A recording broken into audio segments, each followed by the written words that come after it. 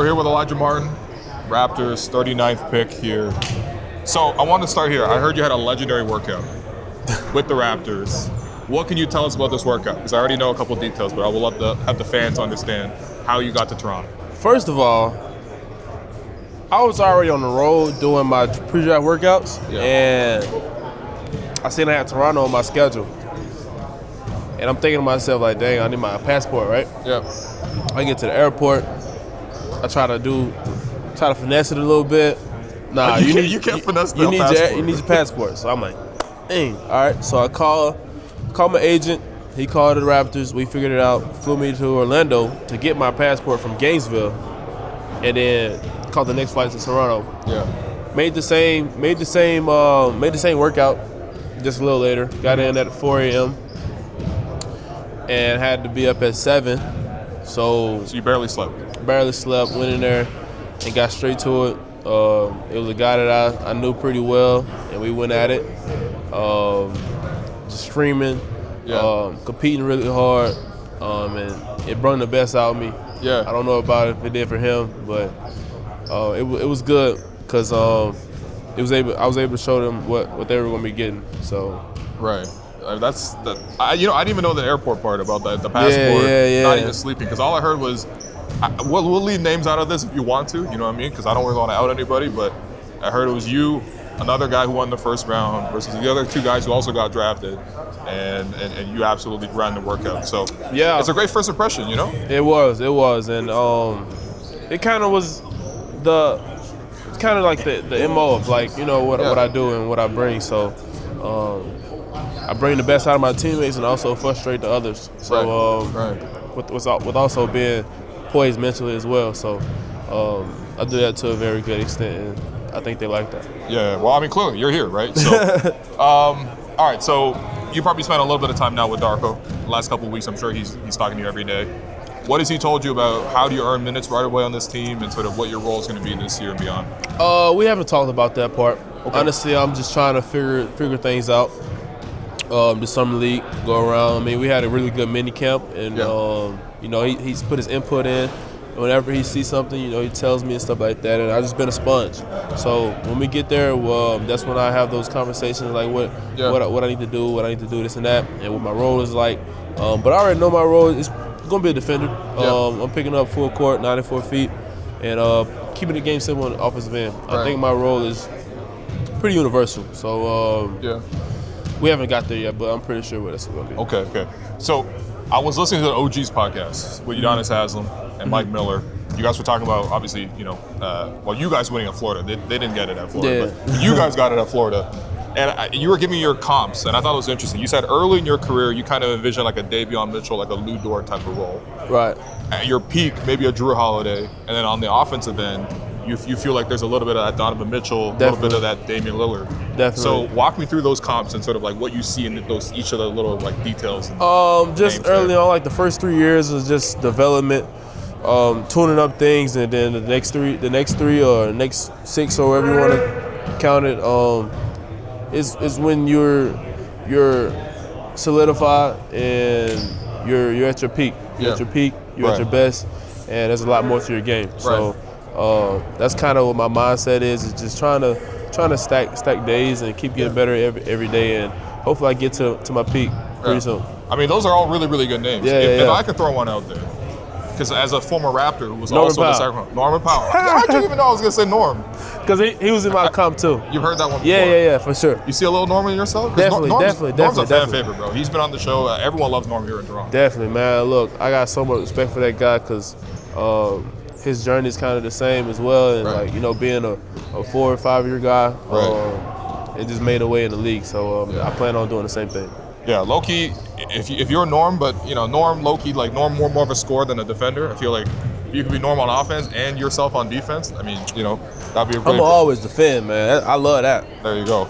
Okay, so in your college career, so you're at Florida Atlantic, and you took this huge jump between your freshman year and your sophomore year. Woo! What went into that? I heard there was like a legendary pep mom that a pep talk that your mom gave to coach at that time, basically promising that you were going to make this big jump. It was when we lost against La Tech, and that was my freshman year. Yep. And Coach May see my mama, and he think like she finna tour out because I didn't play as much. We lost this and that. Give my son more minutes. You know what I mean? Yeah, the typical mom stuff. Right. No, she goes up to him like, when you see him again, he's not gonna be the same player. Oh wow. Okay. Like we're gonna be in the gym. Simple as that. Right. Like and your mom was a coach, right? She used to be a basketball coach, but she coached volleyball. Like my mom just loved coaching, and like she coached basketball, like little league and summer league, stuff like that. Right. But like just to have that as like my why, and my everything, like my mom, like just for her to have that whole mindset is just, it explains like why I'm the way I am. Right. Because most parents go in that situation like, oh, we're transferring, this and sure, that, sure, like, no, she was like, took straight accountability on her and me, like we're gonna be better, simple as that. And that jump, man, we was in the gym three times a day. I was in New Orleans, I was in Houston, I was in Dallas, I was all over the place working with everybody that I can, you know, just trying to figure things out, you know, trying to make that jump. And when I went back, there was no question that I made the jump, and I was like one of the best players on the team. Yeah. No, that's beautiful, man. That's really beautiful. Crazy. And that's why you're here right now Yeah, in this position. for sure. So I know at FAU, it's a different situation than Florida, but so you were playing some small forward and power forward? Kinda, yeah. Yeah, like you were guarding some 3s and 4s. I guarded everybody. But I mean, like, you know what I mean? It's kind of what I was matched up with. It wasn't like my position, but it was just where I was matched up at. Okay. So. But you didn't, you know what I mean? Like, if you're guarding a 4, like, you weren't backing down or nothing. Like, No. You're comfortable in that sort of situation. For sure. I love guarding the bigs. Because they hate guarding. They hate when I'm guarding because I'm under and I'm in their stuff. And they can't do what they want to do. So I'm pretty comfortable in that area. Okay. You then, obviously, you transferred to Florida last year. Had this tremendous success, obviously national champion. But I've in my research, I found this one thing where you had put together this photo compilation and you sent it out to the whole team. This was before the NCAA tournament started. And I think the caption was, "Never forget where you came from." Right. Tell me about sort of like this thing that you put together. Like, what was this? And walk me through this idea. Honestly, we were just having so much success that year. And at any moment, you know, things could change with one loss. You know, I know it's going to March Madness, and you don't have anything to fall back on. Right. You know, SEC championship wasn't going to do enough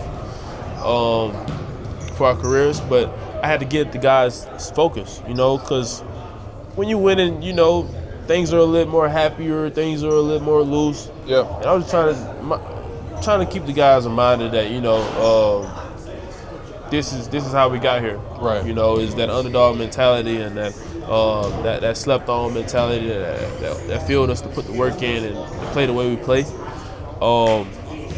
So I had my guy Corey Reynolds put up the slideshow. You know, I told him what to do, but he really put the vision up together, and I sent it to the guy. So I can't take all the credit because he put all the work in. Okay. But shout out to Corey Reynolds and the whole Florida staff, man. They took it the right way.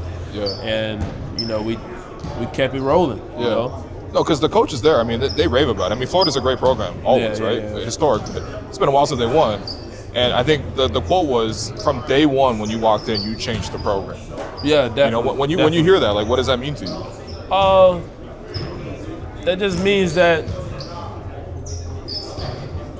I have experience and I have success, and I'm not afraid to speak up. Yeah. Because it was my last year of college, and I wanted to go out with a bang, with a win, and that's what we did ultimately. But it started that first day. Right. It was the first day, but honestly, I didn't like how things were going. Like, obviously, like it's loose. But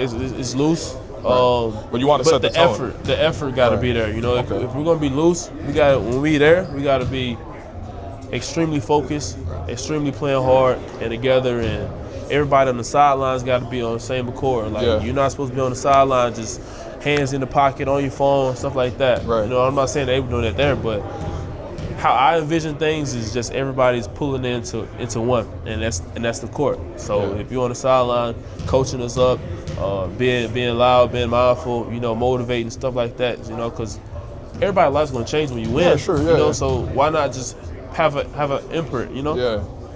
I mean, that's hard to do too, because again, I think the context is like you're new to the team. Yeah, You know what I mean? Sure. And you come in and put the stamp in right away. You know, I want to go even before your college career. And I just want to walk through sort of how you grew up. So obviously, I'm from Toronto, so I'm not necessarily familiar with some of the smaller cities, smaller towns. Yeah. Tell me about Summit, Missouri. I looked it up. It said the population there. Mississippi. Sorry, my bad. Summit, Mississippi. There you go. 1,500 people there.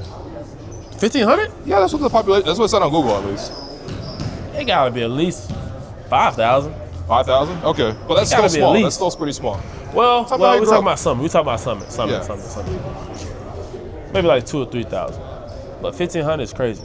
But it is small though. It's small. Yeah. But growing up, man, look, it's typical. It's just smaller. You know, you know everybody. Everybody knows you, so you really can't do too much. Cause we'll tell your mom, tell your dad, this and that. Yeah, sure.